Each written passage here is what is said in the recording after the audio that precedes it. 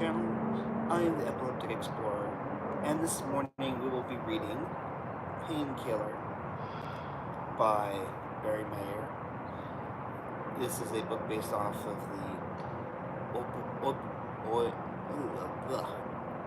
opioid crisis, and it kind of relates to what's going on with the fentanyl crisis.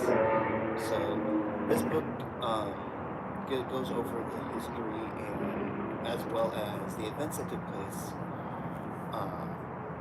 of that drug that took place in history, which was fairly recent. So I hope you all are enjoying this series. Please like and subscribe to my channel for more videos and updates. I have been MIA. There's been a lot of stuff happening at home, as well as certain things going on with things that happen in life. So, anywho, hope you all enjoy this video, and again, please like and subscribe to my channel. So without further ado, let us continue reading Painkiller. Chapter 4. In August 2000, a letter landed on Art Van Zie's desk. It was an invitation to an upcoming meeting of a group called the Appalachian Pain Foundation. Van Zie hadn't heard of the organization, but it was clear from the enclosed material that its mission was to advocate the aggressive use of opioids in patients with chronic pain. In the cover letter, a physician named Susan Bertrand quoted a 17th century English apothecary, Thomas Sydenham, who wrote, "Among the remedies which it has pleased Almighty God to give man to relieve his suffering, none is so universal or efficacious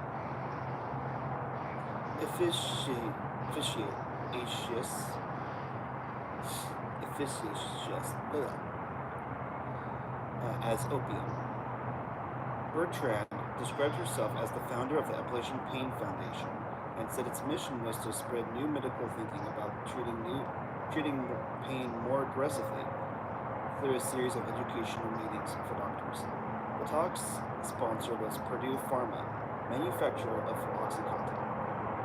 By the time the letter arrived, Van Zie felt as though a lifetime of work trying to improve the health of people in Lee County was being swept away. There had always been a few patients abusing one pill or another, but now it was a rare day when he wasn't pulled aside by someone seeking help for a loved one whose desperate addiction to OxyContin had destroyed a family financially or emotionally. In Dryden, the tiny community where Van Zie lived, the son of one of his patients was shot dead, apparently while trying to steal OxyContin from a neighbor's house. In St. Charles, the town where he worked, escorts accompanied elderly women returning home from church to protect them from walking in on a burglar rifling through the medicine chest. Van Zie heard a parade of horror stories. Families saw their life savings drained by a son or daughter's drug habit. Parents scoured pawn shops searching for family heirlooms hawked by an addicted child. The jail in Lee County swelled with young people arrested for drug-related crimes. Before long, the nephew of local sheriff joined their ranks. Van Zie would come home from work, eat a quick dinner, and then disappear downstairs into the basement. He and his son, Ben, once played a lot of ping pong there. Now when his wife, Sue Ella Kobach, checked on her husband, she would find him sitting in his makeshift home office, scanning the internet for news stories about OxyContin or swapping email messages with other doctors, addiction counselors, and newspaper reporters. She began to worry. She knew her husband could withdraw into himself at times, even to the point of depression. Before their marriage, Van Zie had a few long-term relationships with women, though none of them stuck. Then Sue Ella, a high-spirited and brassy woman, decided to make art her cause. She was a child of Appalachia, who was born to activist parents and had followed in their footsteps. In the 1960s, she had worked in the anti-poverty program known as volunteers in service to America, or VISTA, where she also met her first husband, John Douglas Coburn.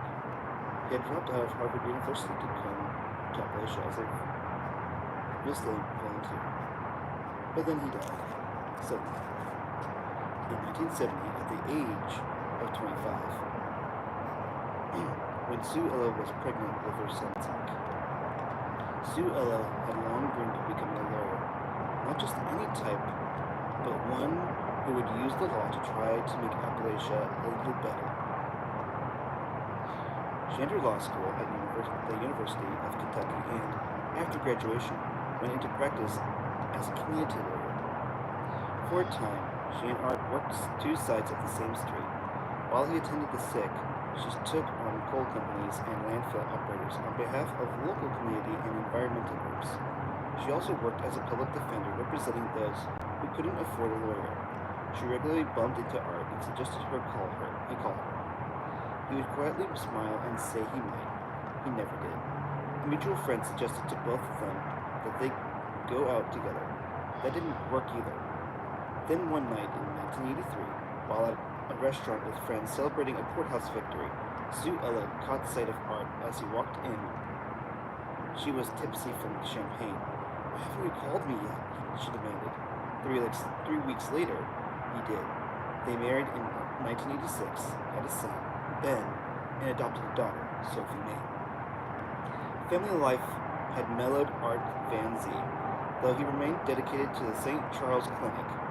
He'd begun taking days off to spend time with his kids, but now he was spending long hours in his basement office, reading about Oxycontin's abuse. From what he could tell, painkillers seemed to be taking a haphazard, irrational journey. Suddenly, newspapers in one city or town would carry reports about overdoses and arrests. Then, while the fire was burning, papers in another town, hundreds of miles away from the first, would begin to publish stories about the drug. By mid-2000, Van Zee had learned that the painkillers abuse was occurring not only in Virginia and Maine, but also in Florida, Louisiana, Ohio, Pennsylvania, North Carolina, and even Alaska. A law enforcement official in New Orleans told a newspaper there that Oxycontin was being discovered by people who had abused traditional painkillers such as Vicodin, as well as by heroin addicts. "This probably will be your new Vicodin," that drug agent was quoted as saying. "Many of our Vicodin abusers are just learning about it. Heroin addicts are starting to use it." Van Zee belonged to a local group called the League Coalition for Health, which began meeting to try to figure out how to deal with the country's growing Oxycontin crisis. Its other members include Vince Stravino, drug abuse counselors such as Beth Davies, and law enforcement officials, including the sheriff of Lee County, Gary Parsons. Stravino was convinced that a public health catastrophe was unfolding. He saw how the word about Oxycontin's pure and powerful high was spreading through the grapevine from one satisfied user to another. It had happened that way with other prescription drugs that caught on with abusers. But with Oxycontin, because of its supercharged strength, was far less forgiving. As more people experimented with it, a lot of them wouldn't be able to walk away. Instead, they would get addicted, get hurt, or die. Stravino wanted the League Coalition to apply pressure on the Food and Drug Administration to remove the painkiller from the market. The drug had already created more damage than some medications that the FDA had recalled in the past. He argued, and there were other painkillers that doctors could use that posed fewer risks. At the time, Van Zee thought otherwise. The drug worked for some of his patients, and he wasn't ready to call for its removal. Still, while doing his internet research, he had found issues that deeply troubled him. Primarily among them was the nature and scale of Purdue's marketing campaign. Company sales reps were handing out to doctors and nurses promotional gifts such as stuffed animals and beach hats emblazoned with Oxycontin's logo, or a compact disc entitled Swing is Alive, which featured songs such as the Andrews Sisters' Boogie Woogie Bubble Boy. The photograph of the recording's cover showed an older couple dancing, apparently free of arthritic pain thanks to Oxycontin. Van Zee knew that drug companies routinely gave out such gifts when promoting a new product, but he was disturbed that Purdue was employing the same strategies used to promote a blood pressure or cholesterol treatment to sell an extremely powerful narcotic. It seemed particularly ill-advised given the painkiller's widening abuse. Van Zee's style wasn't to point fingers. He assumed that the doctors and scientists working at Purdue were well-intentioned and that their aim was to help people, not hurt them. If anything, he thought the company officials were probably unaware of the problems that Oxycontin was causing in places like Lee County, and he figured that he could connect with someone at the company, a fellow doctor perhaps. They could work together to get the crisis resolved. Van Zee didn't know anybody at Purdue, but a Purdue physician, J. David Haddix, had appeared frequently in newspaper articles about Oxycontin's abuse. Defending the drug and Purdue's practices, Van Zee sent him a letter to request a collaboration. The extent and prevalence of the problem is hard to overemphasize. These problems are enormous ones for a poor rural area such as ours with minimal resources for dealing with treatment and recovery of hardcore narcotic addiction. This also presents an enormous challenge to all the pain management community, as well as to the Purdue Frederick Company. I would look forward to having a dialogue with you further about this. David Haddix, tall and fit, with a beard and a downturned mouth, held an impressive array of medical and professional credentials. He first went to dental school, but upon completing that degree, he decided to become a doctor. He went to medical school and received training in pain management, addiction medicine, and psychiatry. During the early 1990s, he headed the pain management department at Emory University School of Medicine and also served as the head of the American Academy of Pain Medicine. Unlike Russell Portnoy, Haddix was not a trained researcher, but he became one of the pain management movement's most vocal advocates. He coined a catastrophe, pseudo-addiction, which opioid advocates embraced. Haddix and a co-author first used the term in a 1989 paper to describe a situation in which a doctor might mistakenly identify a patient exhibiting a signs of compulsive drug-seeking behavior. Going to multiple doctors for prescriptions, for instance, as a drug addict.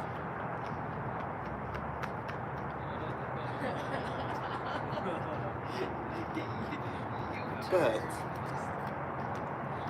Haddix agreed that such behavior might be a pseudo-addiction and actually reflect the plight of a patient who is receiving inadequate medication to treat their pain. The solution, Haddix and his co-author wrote, was to treat such patients with more opioids. Haddix's argument wasn't based on a study involving hundreds of patients or even a dozen of them. Instead, it was a theory that Haddix based on his analysis of a single patient's behavior. But opioid advocates and drug makers such as Purdue Pharma embraced pseudo-addiction as a legitimate concept because it fit neatly into their view that unwarranted fears about narcotics were causing pain patients to suffer. It also apparently helped land Haddix a job with Purdue. He had tried unsuccessfully to find a position in the pharmaceutical industry until a Purdue executive approached Haddix after he gave a talk in 1999. He was soon the company's public point man on the issue of Oxycontin abuse, a position that gave him a high-profile platform not only to air his strong views about pain care, but also to exercise his often combative personality. In early 2000, soon after the U.S. Attorney in Maine, J. McCloskey, alerted physicians about the growing problems with addiction to Oxycontin. A reporter at a small newspaper in southwestern Virginia received a call from Haddix. The newspaper, the Richards News Press, has started running articles about an explosion of Oxycontin abuse in Tazewell County, Virginia, which is near the West Virginia border, about 100 miles northeast of Pennington Gap. Haddix called the reporter who wrote these articles, Teresa M. Clemens, and told her he wanted to help her put issues about Oxycontin into perspective. In a subsequent article, Clemens quoted Haddix as saying that while misuse or abuse of drugs like Oxycontin did occur, such problems were minor compared to the lack of proper pain treatment. He also emphasized that powerful painkillers like Oxycontin pose little addiction threat to patients. If you take the medicine like it is prescribed, he said, the risk of addiction when taking an opioid is 0.5%. For Purdue, publicity about Oxycontin's abuse came at an awkward time. By 2000, the drug was a blockbuster, with annual sales of $1 billion and seemingly unlimited prospects for future growth. The painkiller was transforming once sleepy Purdue into an emerging giant. And Oxycontin sales now accounted for 80% of the company's total revenue. But by 2000, Purdue also knew that federal drug agents were investigating several doctors in Virginia and elsewhere for illegally prescribing Oxycontin and other narcotics. Other physicians had pulled back from prescribing it in response to a growing stream of newspaper articles covering abuse of the drug. Oxycontin also had a new nickname. It was called Hillbilly Heroin. In response to the bad press, Purdue executives, working with Susan Bertrand, launched the Appalachian Pain Foundation. Even before the organization was formed, Bertrand was being paid by Purdue to give speeches to doctors and druggists about the pain management, including one she gave in early 2000s at a pharmacy school. Several Purdue sales representatives were present and Bertrand met with them after. She described her concerns about the growing abuse of Oxycontin and how it might negatively affect the ability of patients to get the drug.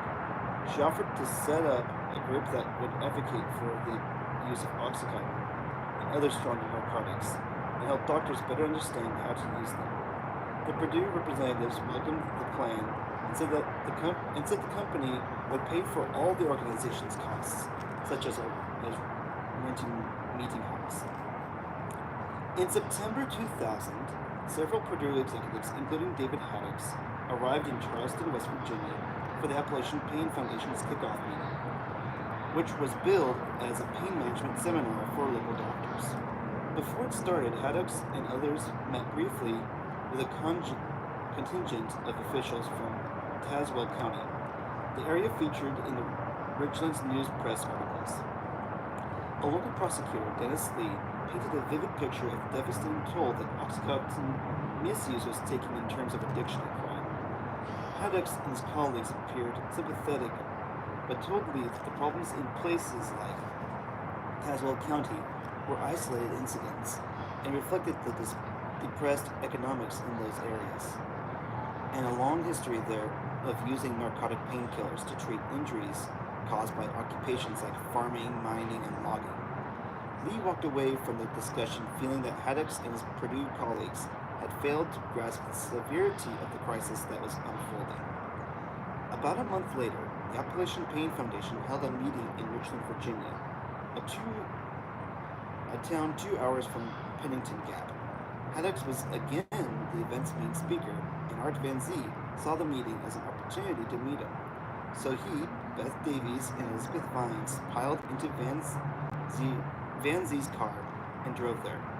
During his talk, Haddix emphasized that doctors needed to take precautions when prescribing drugs like Oxycontin, including monitoring a patient's use of such pills and keeping accurate records. As Van Zee listened, he realized that the Purdue executive, despite his sensible warnings, had come to southwestern Virginia to promote the greater use of Oxycontin at a time when its abuse was already out of control. Dennis Lee, the prosecutor, was also there, and he and Van Zee spoke during a panel discussion about the catastrophes affecting their communities. "We have never seen anything like this before," Lee said. "There is just no comparison." Van Zee approached Haddix and introduced himself as the doctor who had written to him. He commended Purdue for wanting to reduce the misuse of its drug, but he told Haddix he was concerned that the company was still sending out promotional gimmicks like the Swing Era music CD. What time, man? What's up? Oh. 7:20. Swing our music scene. How is it any different? How is that any different from what every other drug company does? Alex asked him. People aren't stealing from their families or breaking into their neighbors' homes over blood pressure pills, Van Siever replied. Haddix excused himself, saying he had a long drive ahead. He was scheduled to give a talk the following morning at a meeting of the Appalachian Pain Foundation in eastern Kentucky, another area rife with Oxycontin abuse. He suggested that Van Zee direct his complaints elsewhere. I don't have anything to do with that, Haddix told him. This is a marketing department issue. The marketing genius of the Sackler family, Arthur Sackler, was long dead when Oxycontin appeared, but the strategies that Purdue used to position and promote the drug were as ambitious as any he might have devised. From the beginning, company executives planned to turn Oxycontin into the first powerful narcotic ever mass marketed for common conditions such as lower back pain, arthritis, surgical pain, fibromyalgia, dental pain, and pain resulting from broken bones, sports injuries, and trauma. Simply put, the company's plan was to expand the use of long-lasting opioids from cancer wards into the mainstream of medicine by convincing thousands of family doctors, general practitioners, dentists, and anyone else who had a prescribing pen that Oxycontin was safe and wouldn't lead to abuse and addiction by patients.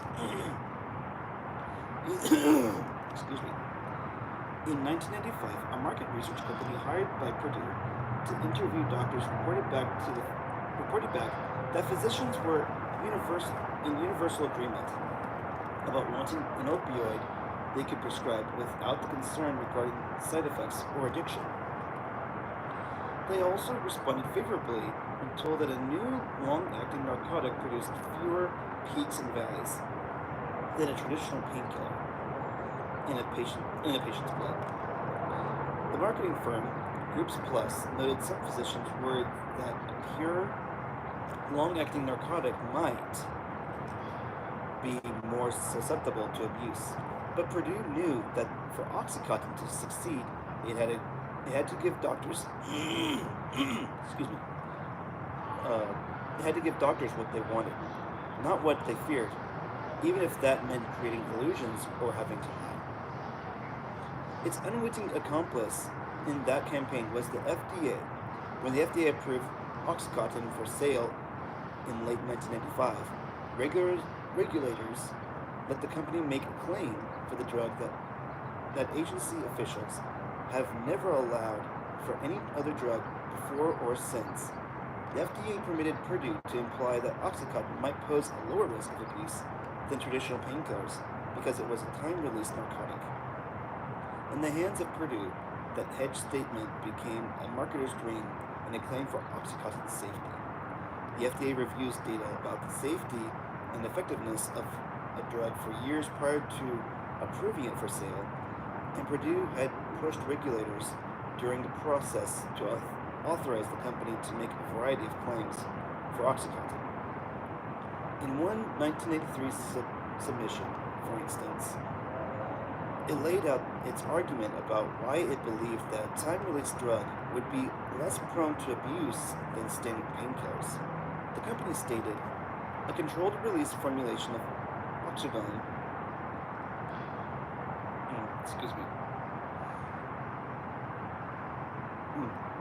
of oxycodone may have less abuse potential than drugs such as Percodone for several reasons. First, most illicit drug abusers prefer a drug that is rapidly acting. The controlled-release formulation will have a longer-acting effect without producing an imminent euphoria. In addition, the tablet formulation of the controlled-release oxycodone will be more difficult to dissolve in a solution, hence not desired by the street addict who prefers an injectable solution. Second, the controlled-release formulation of oxycodone will not be targeted for patients who might otherwise be treated with codeine, a painkiller with less abuse potential than oxycodone, as has been the case by some makers of oxycodone-containing drugs like Percodan in the past. As previously stated, this controlled release formulation of oxycodone will be useful in the treatment of patients with acute or chronic moderate to moderately severe pain. This all made sense on paper, but Purdue never put any of it to the test by running studies to determine, for example, whether drug abusers might actually prefer Oxycontin to traditional narcotics. The FDA accepted it, nonetheless, relying on studies that proved meaningless when Oxycontin hit the streets. One of those reports was published in 1993 in the respected Journal of General Internal Medicine. It was conducted by a researcher, Dr. Daniel Brookoff, who interviewed 130 hospital patients with a history of abusing prescription narcotics. About 85% of those patients told Brookoff they had tried to abuse time-release painkillers, and of that group, the majority said they had found that time-release narcotics such as MS-Contin were of little or no use from an abuser's perspective. They also speculated that such painkillers would have little value on the street, Brookoff reported. These results suggest that controlled-release narcotic formulations may have a lower potential for abuse than do other narcotic medications. Brookoff wrote in the study's conclusion, in situations where there is concern about potential abuse or diversion of prescribed narcotics, controlled-release preparations may be an appropriate alternative to high-peaking, rapid-onset opioid formulations. The FDA required Purdue to provide warnings on information about Oxycontin for doctors and patients, similar to those used for MS-Contin. Among other things, that language warned that breaking, chewing, or crushing a tablet could release a potentially toxic dose of narcotic, and that the risk of overdose from the drug was particularly acute for so-called opioid-naive patients, or those who had not taken narcotics before. The drug's label also noted that oxycodone-containing painkillers were common targets for both drug abusers and drug addicts. But the claim that the FDA allowed Purdue to make for Oxycontin trumped all those warnings and soon became the linchpin of the company's massive marketing campaign. It read, delayed absorption, as provided by Oxycontin tablets, is believed to reduce the abuse liability of a drug. Prior to Oxycontin's approval, regulators had debated whether to allow Purdue to make the claim. The FDA examiner who managed the drug's review, Curtis Wright IV, supported it, arguing that if one was concerned about a narcotic producing a sense of euphoria in a patient, it was right to use a medication that built up in the bloodstream more slowly and is not given very frequently. But in November 1995, a month before Oxycontin's approval, another FDA official, Diane Schnitzler, challenged the notion of including the language in the drug's label. Sounds like BS to me, she wrote Wright. Any truth to this statement or legit reason to be in label? Actually, Diane, this is literally true, he responded. One important factor in abuse liability determination is how fast the hit is from a drug, as this has marked effect on high. Oxycontin cooked up and injected, no. Oral tablets taken by mouth are probably less desirable than Percodan. A month later, when Oxycontin was approved with a label containing a claim suggesting lower abuse, there was celebration inside Purdue. In an internal report, Purdue's executives touted the FDA-approved language as so valuable and promotional that it could have easily served as Oxycontin's principal selling tool. In 1988, Curtis Wright joined Purdue as the executive medical director with a first-year compensation package worth $379,000 in salary, bonuses, and other benefits. As sales of Oxycontin began, Purdue's marketing department devised strategies to reinforce the message sounded by opioid advocates that millions of Americans were suffering needlessly from pain because of outdated stigmas about narcotics and their safety. In one marketing document, Purdue executive proposed conducting a survey about untreated pain, which could be distributed to the news organizations. He wrote, in an effort to create a media hook that would coincide with the launch of Oxycontin, a consumer survey conducted by a company such as the Gallup poll is being proposed. This survey would focus on prevalence and problems of chronic pain, both malignant and non-malignant. The release of the results of such a survey would be publicized along with the recent FDA approval of a new controlled release oxycodone preparation, Oxycontin. Oxycodone preparation, Oxycontin. This is a classic problem/solution strategy to create a need for the launch of a product such as Oxycontin. It's not clear whether that survey was conducted, but a later one underwritten by Purdue found the problem of chronic pain to be one of staggering scope. Its key finding that at least one family member in 44 million households nationwide, or nearly one half of the homes in the United States, suffered from chronic pain. Why does this suffering continue? A publicity release asked, underuse of opioids, narcotics, such as morphine and codeine, is one reason. Sales of Oxycontin during its first 2 years on the market were relatively low-key. During those years, Purdue began to build its own large network of sales reps to market the drug to doctors and hospitals. And initially, it forged a deal in 1996 with Abbott Laboratories, a much bigger pharmaceutical company, to help promote the drug. Purdue intended to completely transform how doctors treated the pain of common problems such as back pain, arthritis, and injuries by convincing them to switch to Oxycontin from other narcotic painkillers and even from pain drugs that did not contain narcotics. But first, the company needed to convince physicians that they were not adequately treating pain and that Oxycontin was the answer to that problem because it was more convenient, safer, and less likely to addict their patients than traditional painkillers. To launch its campaign, Purdue sent invitations to doctors, urging them to attend all expenses-paid meetings at resort locations in Arizona, California, and Florida. The theme of those gatherings was the undertreatment of pain in the United States and its solution. More aggressive prescribing of long-acting narcotics such as Oxycontin.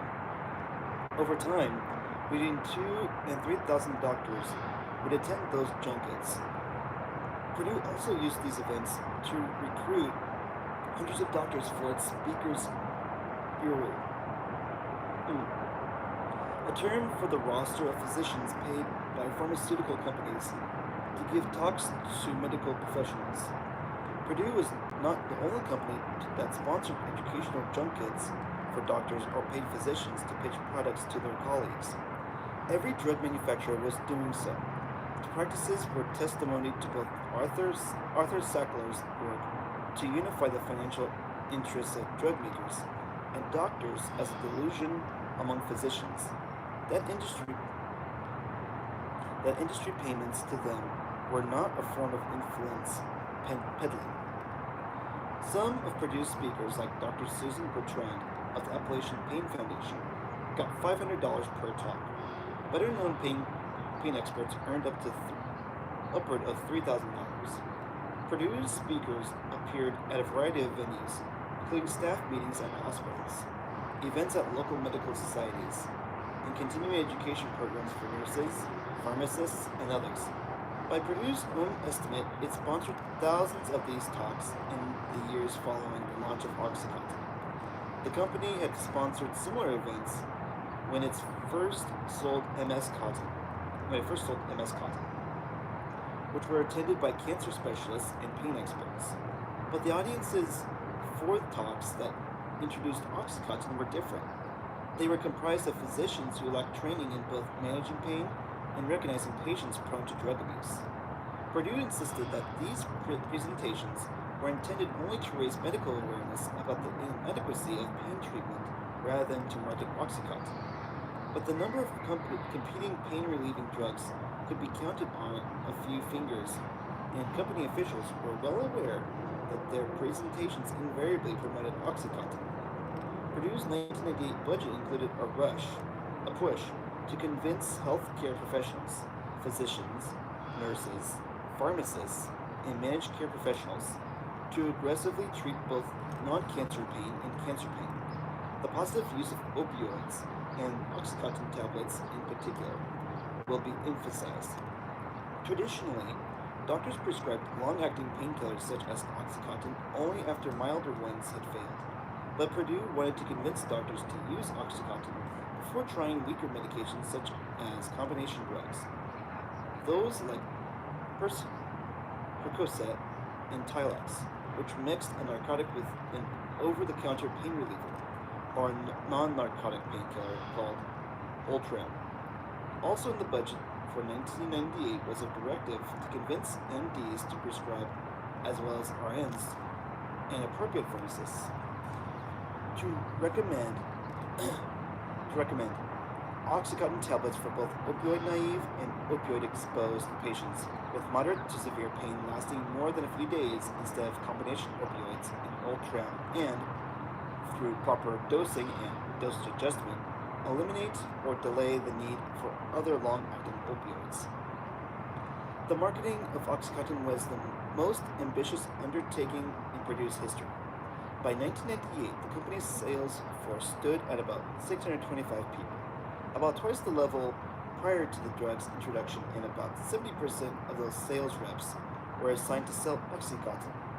Each new salesperson hired received 3 weeks of company training, with 4 days specifically devoted to MS Cotton or Oxycontin. The programs conducted by Purdue headquarters included presentations on the history of pain care, its science, and the company's mission to better it. Sales reps were also schooled in the basics of pain medicine from the perspective of opioid advocates. During training, they were quizzed on lessons learned, including one question concerning the risk of addiction posed when a doctor prescribes a narcotic to a patient, or so-called iatrogenic addiction. The required answer was always the same, less than 1%. After training, each sales rep went out into the field to work a specific geographic territory, under the supervision of a district area manager. Purdue equipped its reps with the most modern pharmaceutical marketing tools available. Like other drug makers, the company worked with IMS Health, the prescription data collection data company, in which the Sackler family once held a hidden interest. IMS data told Purdue reps not only how much Oxycontin a particular doctor was prescribing, but also how many prescriptions were written for competing painkillers. The internal company site updated IMS data as soon as new statistics were available. Purdue marketing officials massaged this data into reports and placed them on the same site under names such as Outlet Zip Report, Core Coverage Report, and Combo Opportunity Report. The opportunity in the Combo Opportunity Report was a reference to doctors who were good sales targets because they were already prescribing high volumes of combination drugs, like the painkillers of Percocet and Vicodin. In Purdue's marketing lingo, doctors were ranked, according to their prescribing volume, as decibels, with a decibel 10 indicating the highest volume. Doctors classified at between 8 and 10 were considered prime opportunities.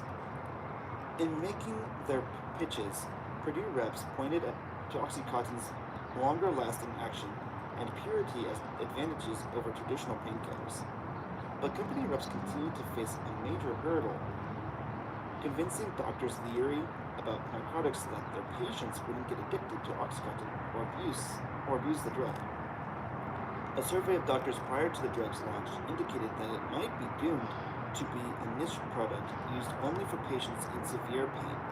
But when the FDA allowed Purdue to claim that Oxycontin might be less prone to abuse than traditional painkillers, it gave sales reps a powerful tool. One training memo about how to present Oxycontin to doctors was entitled, "If I Only Had a Brain," it read. In The Wizard of Oz, Dorothy had a clear-cut objective. She knew exactly what she wanted: to get back home to Kansas. Who could help her? Only one person could give her what she wanted: the wizard. According to the Munchkins, the right approach, how to accomplish this task, was to take the yellow brick road. The attention grabber was Dorothy's painting the picture of her Auntie Em. Turns out that Dorothy knew that the guard also had an Auntie Em. That got them inside. Toto eventually grabbed the wizard's attention by pulling down his curtain. Then Dorothy knew she had to ask for his attention. The memo went on: "Know your listener and his or her needs or wants. Gather facts about your customer prior to your call. Firing at a target in the dark is not very promising. As you prepare to fire your message, you need to know where to aim and what you want to hit. The physician wants pain relief for those patients without addicting them to an opioid. Have a well-formulated approach, a single thought or sentence that will best lead you to your objective." According to the FDA, stated in the Oxycontin package insert, drug addiction is characterized with the procurement, hoarding, and abuse of drugs for non-medical purposes. Delayed absorption, as provided by Oxycontin tablets, is believed to reduce the abuse liability of a drug. The memo closed: "A pot of gold awaits you over the rainbow." Recruiting sales reps to sell Oxycontin was never a problem for Purdue, because the company's bonus system was among the most lucrative in the pharmaceutical industry. Typically, the bonus paid to a sales rep is based on the increase in the number of prescriptions the doctors in a rep's territory write for a company's products from one year to another. Purdue's system was based instead on an increase in the dollar value of Oxycontin prescribed.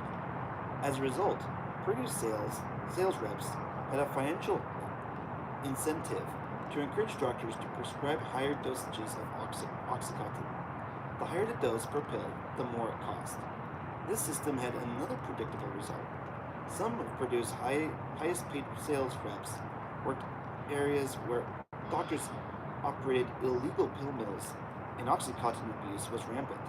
One of these hotspots, as Purdue called them internally, was the resort town of Myrtle Beach, South Carolina. Local drugstore owners told Purdue sales reps there that suspicious patients were traveling to an area pain clinic to get Oxycontin. From morning to night, dozens of cars, many of them with out-of-state license plates, jammed the parking lot of a strip mall where the clinic was located.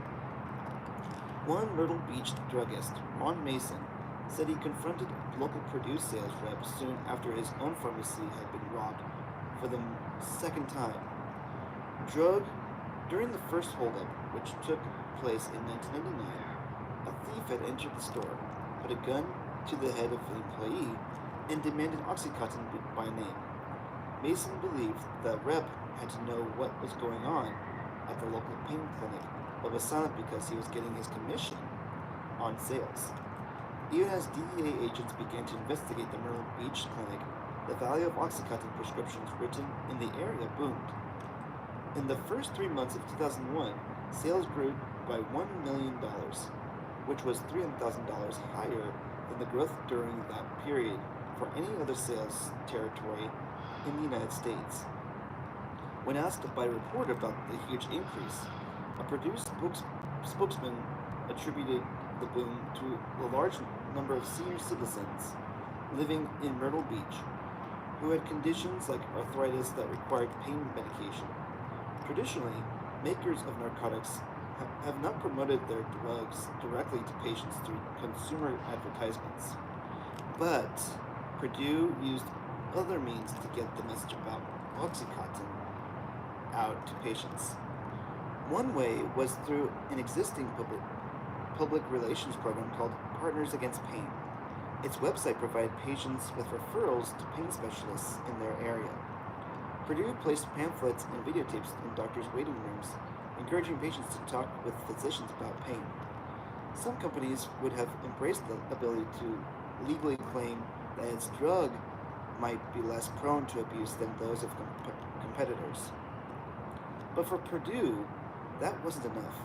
All over the country, the company's army of sales reps began promoting the drug to doctors, claiming either that it was less prone to abuse than traditional painkillers, or that it couldn't be abused at all. A sales rep in Indiana described Oxycontin to a doctor as safer than traditional painkillers, such as Percocet. A rep in South Carolina told a doctor that Oxycontin was not addictive. And in Pennington Gap, a Purdue sales rep walked into a drugstore and assured a pharmacist named Greg Stewart,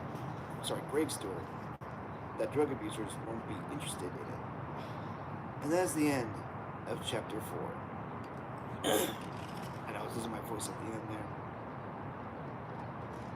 Ugh. Ugh. Oh. Not bad. Not bad at all. That was a good stretch. Let's see. I'm going to see how far I can get with this next one. I hope you all are enjoying this book here. Which one's not too bad. Alright. I hope you all are enjoying this book. Let me go ahead and see if we got any comments down below. Alright. Everything looks good. Let's see. What time do we have? It is 7:47. Okay. We're doing good so far. Let's go ahead and continue reading with chapter 5.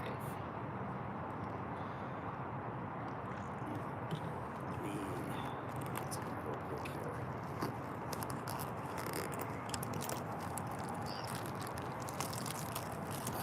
Give me 1 second. It's allergy season. But yeah, I hope you all are. I hope you all are enjoying this book. It's very interesting history, and this, I hope it's helping you guys out a lot.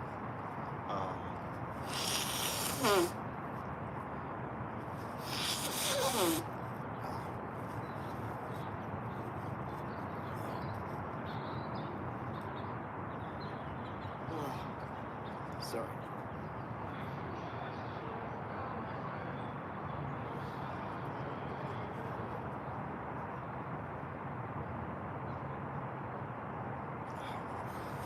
Sorry.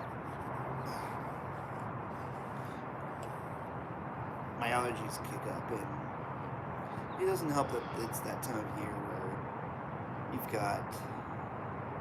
it's that time of year where you have the sinuses building up and people get colds and fevers. It's not a fun time, but anywho, I hope that you all are enjoying this book. I'm trying to help. If this book has been helping you guys out, whether it's to get information about it, or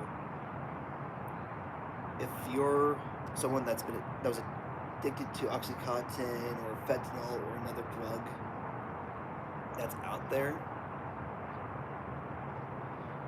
and you're listening to this book, I hope it's helping you to understand the dangers of drugs like oxycontin and fentanyl, since those are the two big ones, especially fentanyl at this time of in this lifetime with our generation. Um, but yeah, there's. I hope that this is giving you like showing you the dangers of it and what happens when something like fentanyl gets out of hand. So I hope you all are enjoying this book, and I'll go ahead and continue reading chapter 5 since we still got plenty of time. And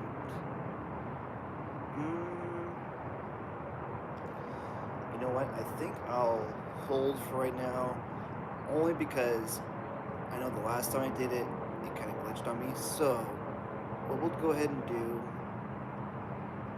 is I'll go ahead and stop this stream, and I'll go back on later, and I'll go back on later and do another chapter. But for right now, we'll go ahead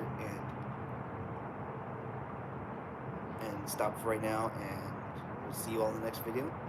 So until then, this is the Epileptic Explorer, and I hope you all are having a fantastic morning.